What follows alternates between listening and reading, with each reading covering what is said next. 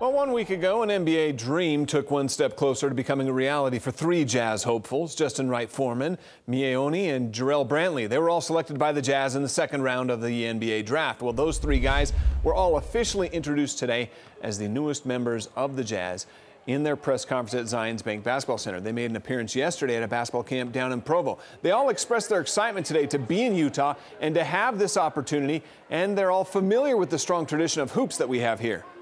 Maybe I'm too young for this, but the battles between the Jazz and the Bulls when they were back when Karl Malone and John Stockton and Michael Jordan. I remember the Jazz having guys like Mehmet Okur and Kirilenko and all those guys back in the day, and they really played. I mean, Kirilenko was like a versatile forward, and he was kind of like a good person to fit the identity of the team at that time. I've always tried to keep up with good basketball, and I've been really interested to see how the Utah Jazz organization continues to develop and evolve. Being a team and organization I've always respected for doing things the right way and always being competitive. Just to see how competitive it was and how dedicated those guys were to playing the game is just amazing.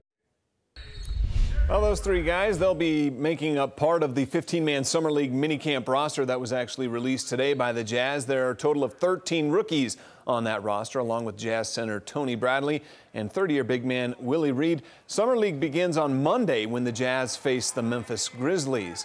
Of course, the offseason player carousel is going to continue turning and turning, and Derek Favors, he could be taking a ride on that. The Jazz have the team option to bring him back for another season or not. But in the meantime, Favors and his camp, they do say that they're going to explore what other teams may have interest in his services for the upcoming season. The Jazz do have until July 6th to make a decision on his contract.